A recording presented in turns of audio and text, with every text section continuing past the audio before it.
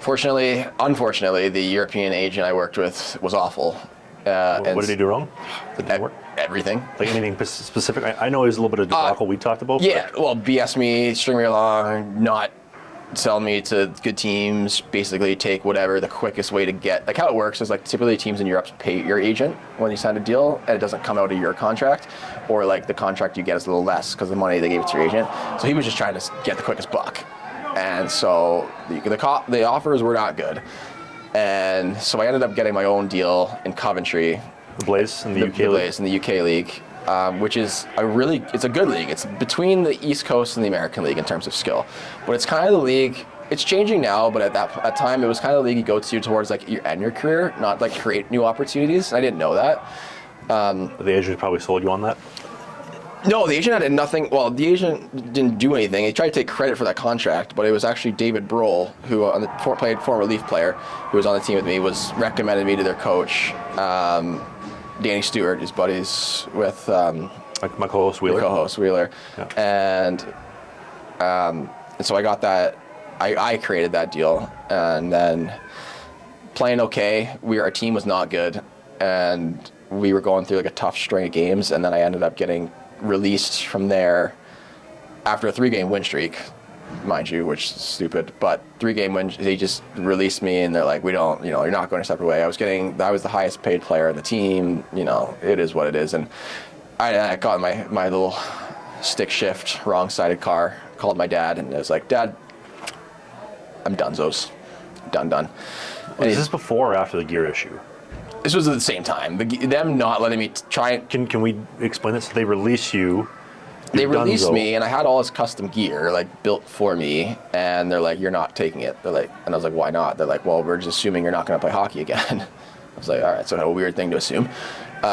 So I had to like negotiate with it, and the problem was the owner and GM were too. That's whatever. I don't care. They're being too much of a cowards to come in and negotiate in my face.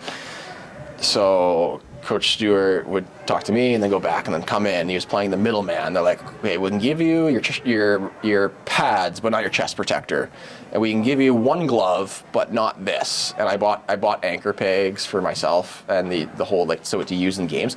They're like, "Okay, since you bought the pegs, we can maybe give you your skates." And I just remember I was like, "Okay," and then our equipment guy there was pretty good, and I was like, "Eve, when Stewie comes back, can you just distract him for a second?" I just put as much stuff as I can I could in my bag. I didn't get everything, but What did you not get? Didn't get a chest protector. I didn't get pants. You got the mask though? No, didn't get the mask. That's the only mask in my career I don't have. I'm very curious of where that ended up, because I would buy it. I would pay a lot for it, whoever has it. Why don't we turn this into a little clip? If you have Jamie's mask from playing the Coventry Blaze. It's a Peaky Blinders mask. Can't miss it. Tommy Shelby's on one side, Blaze logo. Throw a picture on the screen too. Yeah, I should have a picture. And then the back plate, you have like my mom's cancer ribbon, like a lot of meaningful stuff. Don't have that. If you have it, reach out, because I will buy it from you.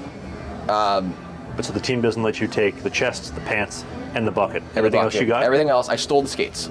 So, but you talked to the EQ, and while to distract them a little bit, and you threw the skates in there. I threw the skates in there, so I got the skates. Which is so scummy of them to just do that. It is scummy, and so I didn't know what to do. And so my girlfriend at the time was supposed to fly in, because it was right around Christmas.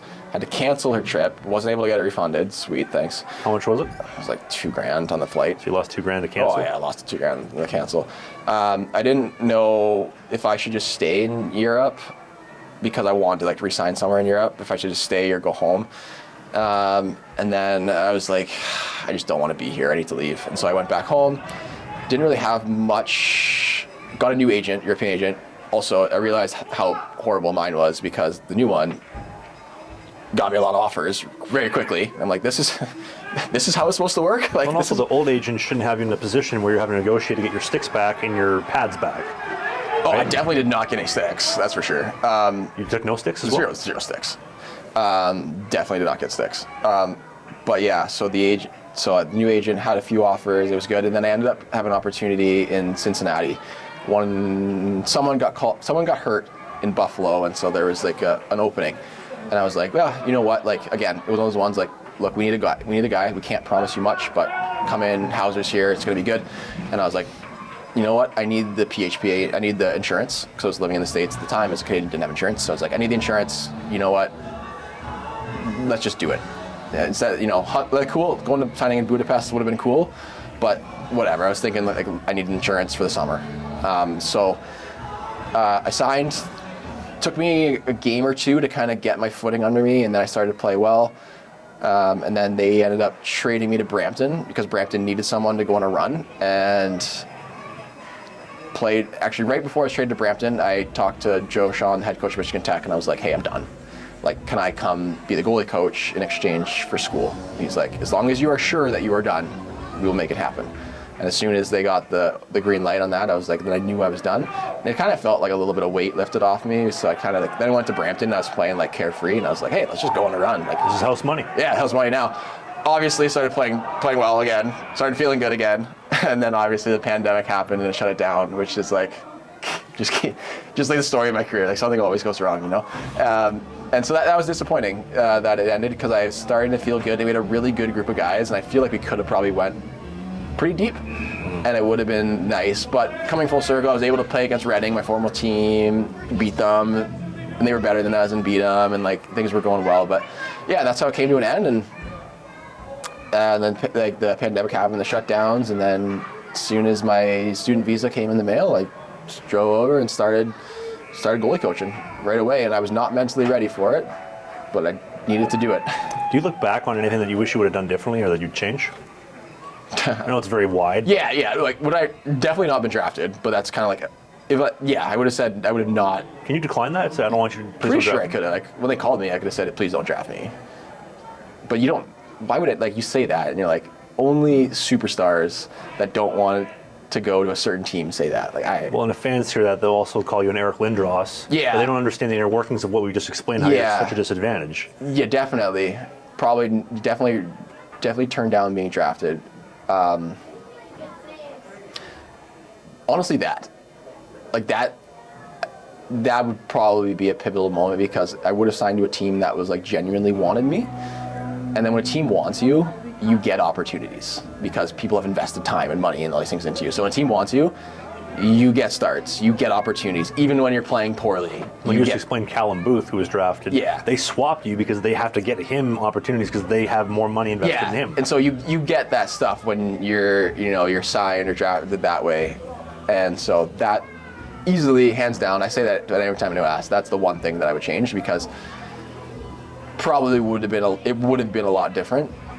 And I would have had more opportunity in like terms of growth and development, like they would have put time and effort into trying to get me better the way that other athletes and positions you get. Like, you'll see guys that are like high draft picks that don't pan out, that they get every single opportunity because it's an investment. We want return on your investment. I get it. I was a very late throwaway investment. There's no need.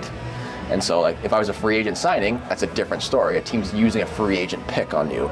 They're going to give you those opportunities until you drop the ball and they're like, okay, you're done. And so that's easily the one thing I would have changed. We do a hockey podcast called Sling the Biscuit every single Sunday. The clips, the bite-sized chunks are right here. Only the hits, the full-length show, which you don't want to miss, is right here. That's Dave. I'm Travis. We'll see you soon.